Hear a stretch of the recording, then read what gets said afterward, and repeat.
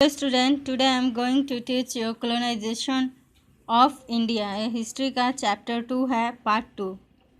तो इस पहले मैंने mercantilism and Anglo French rivalry and birth of British Indian army के बारे में बताया था। आज पढ़ेंगे from trading company to political power, यानी कि जो इंग्लिश ईस्ट इंडिया कंपनी थी वो ट्रेडिंग कंपनी से पॉलिटिकल पावर में कैसे आई।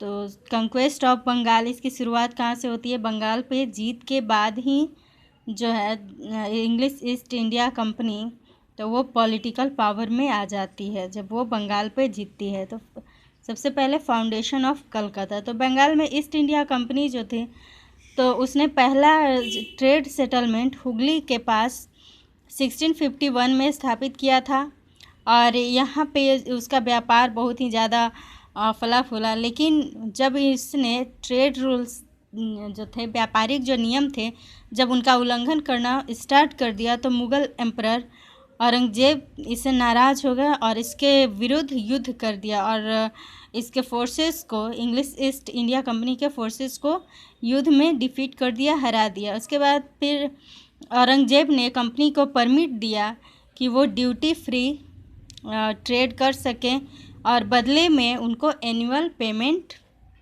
देना था। तो इन 1690 में जॉब चार्नक ने इंग्लिश फैक्ट्री स्थापित किया और एक प्लेस पे, और उसको वो प्लेस जो है सुल्तानुती कहलाया। तो जो फैक्ट्री था वो बाद में फोर्टिफाइड किया गया ताकि जो लोकल रिवॉल्ट्स हैं और जो अटैक हैं यानी कि विद्रोह और आक्रमण से रक्षा किया जा सके, और इसका नाम, इस फोर्टिफाइड फैक्ट्री का नाम पड़ा फोर्ट विलियम।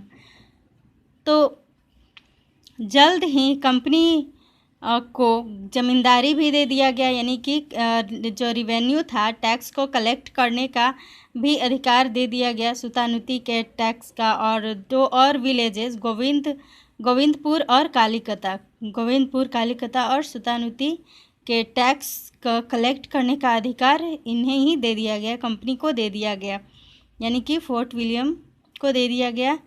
और बाद में जो फोर्ट विलियम का जो फोर्टिफाइड सेटलमेंट था ये तीनों विलेजेस के साथ, वो बाद में कलकत्ता के नाम से प्रसिद्ध हुआ, जिसको अभी हम कोलकाता कहते हैं। तो conflict between the company and the nawab of Bengal, company और इंग्लिश ईस्ट इंडिया कंपनी और नवाब ऑफ बंगाल के बीच कॉन्फ्लिक्ट, यानी दोनों के बीच में विद्रोह होते रहते थे। तो बंगाल में ट्रेड के कारण, बंगाल में व्यापार करने के कारण कंपनी को बहुत ही ज़्यादा मुनाफा हुआ और जो भी बंगाल में जो गुड्स थे, जो वस्तुएं थीं जो बंगाल में बनती थी, तो इंग्लिश जो थी उसको एशिया से इंपोर्ट करती थी। और कंपनी का जो चूँकि ड्यूटी फ्री ट्रेड का अधिकार था, वो टैक्स भी नहीं देना पड़ता था, लेकिन जो कंपनी के जो सर्वेंट थे वो इस अधिकार का मिसयूज करते थे और वो इलीगल प्राइवेट ट्रेड किया करते थे और वो ट्रेड ड्यूटीज़ भी पे नहीं करते थे। जो ट्रेड ड्यूटीज़ जो थी, जो पेएबल थी, जो कि इंडिविजुअल मर्चेंट्स के द्वारा जो कि पेएबल थी, तो उनको भी वो पे नहीं करते थे। इसके कारण हैवी लॉस हुआ, बहुत ही ज़्यादा नुकसान उठाना पड़ा नवाब के बंगाल को, और जो कि कंपनी के विरुद्ध हो गया। तो मिड 18th सेंचुरी में नवाब मुर्शिद कुली खां और नवाब अलीवर्दी खां जो कि बंगाल के नवाब थे, तो इन्होंने यूरोपियन ट्रेडर्स पे स्ट्रिक्ट कंट्रोल कर लिया और उन्होंने विद्रोह किया। सिराजुद्दौला जो था अलीवर्दी खां का उत्तराधिकारी था और वो सिराजुद्दौला नवाब के रूप में 1756 में बंगाल का नवाब बना और उसने इंग्लिश को कलकत्ता से बाहर का रास्ता दिखा दिया। और क्योंकि वो जो थे मिसयूज कर रहे थे ट्रेडिंग राइट्स का, लेकिन रॉबर्ट क्लाइव जो था वो फिर से उसने कंपनी के फोर्सेस के साथ बंगाल पे अपना चार्ज लिया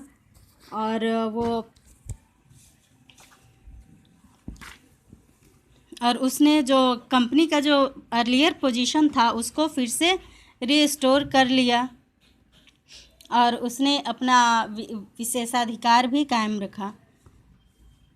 तो बैटल ऑफ प्लासी की शुरुआत यहीं से हो जाती है, क्योंकि यहाँ पे रॉबर्ट क्लाइव और सिराजुद्दौला के बीच में कॉन्फ्लिक्ट हो रहे थे, बार बार विद्रोह हो रहे, मतलब उनके बीच में लड़ाइयाँ हो रही थी।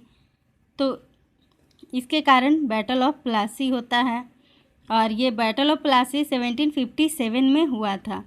तो क्लाइव ने इस बैटल ऑफ प्लासी में हिस्सा लिया था। क्लाइव और सिराजुद्दौला के बीच में ये युद्ध हुआ था। तो क्लाइव ने क्या किया था, रॉबर्ट क्लाइव ने सिराजुद्दौला के दरबार के कुछ इम्पोर्टेंट मेंबर्स को घूस दे दिया था, ब्राइब दे दिया था, और जिसमें कि मीर जाफ़र भी शामिल था। तो जब युद्ध का समय आता है तो सिराजुद्दौला की सेना बड़े ही बहादुरी से रॉबर्ट क्लाइव का इंग्लिश ईस्ट इंडिया कंपनी के फोर्सेस का सामना करती है बैटलफील्ड पे, और सिराज जो रहता है लेकिन बहादुरी से लड़ते हुए वो हार जाता है और मारा जाता है।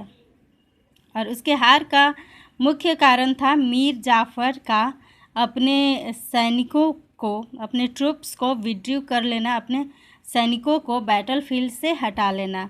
मीर जाफ़र अपनी सेना को लेकर के पीछे हट जाता है। इस वजह से उस युद्ध में सिराज का साथ ही नहीं देता है, इस वजह से सिराजुद्दौला की हार हो जाती है।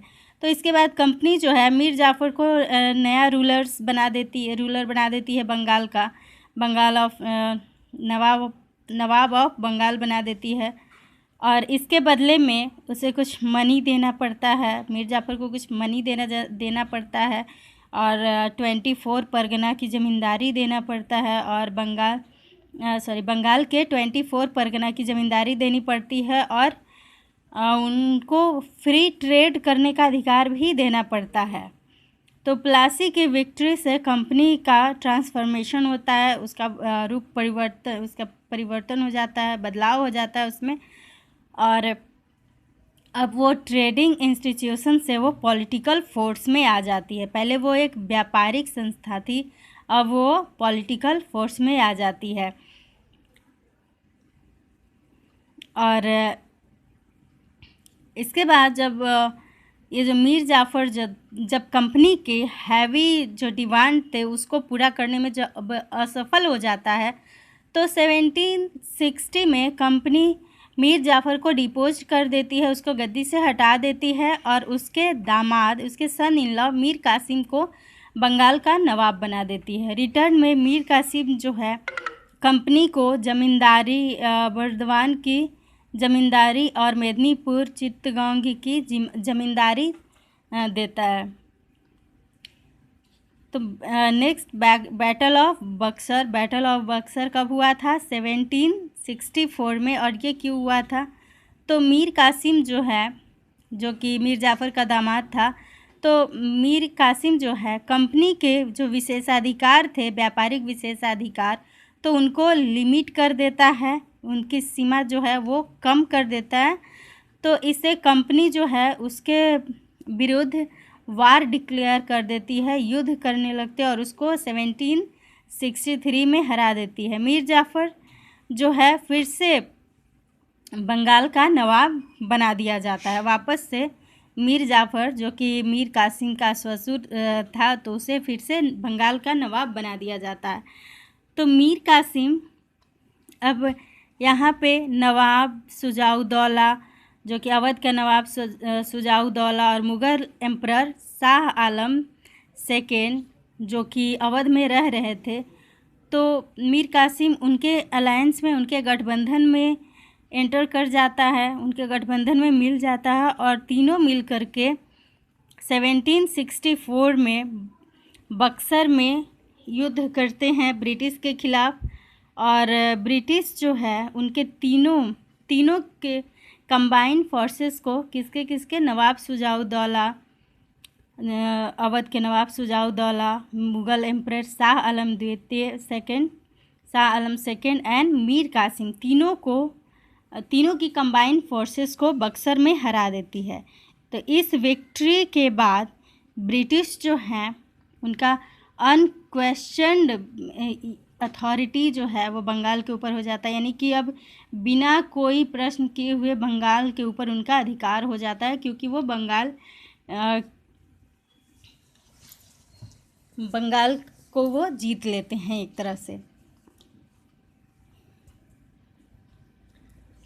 तो रिजल्ट क्या हुआ बैटल ऑफ बक्सर का? तो जब मीर जाफ़र का डेथ हुआ 1765 में, तो जो नया बंगाल था तो उसने मिलिट्री और क्रिमिनल ज्यूरिडिक्शन की पावर जो थी वो कंपनी के हाथों में सौंप दी। और इसी साल क्लाइव क्या करता है, रीस्टोर अवध टू शुजाउद्दौला, वो वापस में शुजाउद्दौला को फिर से अवध दे देता है। और रिटर्न में शुजाउद्दौला जो है कुछ मनी पेड करता है और वो कुछ डिस्ट्रिक्ट जैसे कोरा और इलाहाबाद जो है वो कंपनी को दे देता है। तो अवध अब जो था वो बफर स्टेट यानी न्यूट्रल जोन बन जाता है, जो कि कंपनी के विरुद्ध को कुछ एक्शन नहीं ले सकता है और कुछ भी नहीं कर सकता है, जो कंपनी को जो भी करना है वो कर सकता है। तो 1765 का फरमान के थ्रू शाह आलम सेकेंड जो थे तो वो कंपनी को ग्रांट करते हैं कि दीवानी ग्रांट करते हैं। दीवानी क्या था? तो ऑफिस ऑफ रिवेन्यू कलेक्टर, यानी कि जहाँ पे टैक्स जमा होता है उसका ऑफिस को दीवानी कहा जाता था। तो बंगाल की दीवानी को कंपनी को सौंप दिया जाता है। सिर्फ बंगाल नहीं, बंगाल, बिहार और उड़ीसा तीनों की दीवानी, यानी कि तीनों के टैक्स को कलेक्ट करने का अधिकार वो कंपनी को दे दिया जाता है। तो रिटर्न में कंपनी जो है उनको कोरा और इलाहाबाद दे देती है। किसको? शाह आलम सेकेंड को कोरा और इलाहाबाद दे देती है और एक एनुअल ट्रिब्यूट भी देती है, वार्षिक योगदान भी, मतलब साल में एक बार कुछ पैसे भी देती है। तो शाह आलम द्वितीय जो होता है, शाह आलम सेकेंड जो होता है वो इलाहाबाद में रहने लगता है और कंपनी के प्रोटेक्शन में वो आ जाता है। तो अब कंपनी जो थी वर्चुअल रूलर बन जाती है बंगाल की, यानी कि बंगाल की वो वास्तविक रूलर बन जाती है और रिवेन्यू कलेक्शन का फुल कंट्रोल उसके हाथों में आ जाता है। मिलिट्री भी उसके हाथों में, मिलिट्री, क्रिमिनल ज्यूरिडिक्शन, ये सब का फुल कंट्रोल उसके हाथों में आ जाता है। और अब यहाँ पे आराम से कंपनी जो है वो अपने शासन को और भी आगे बढ़ा सकती है।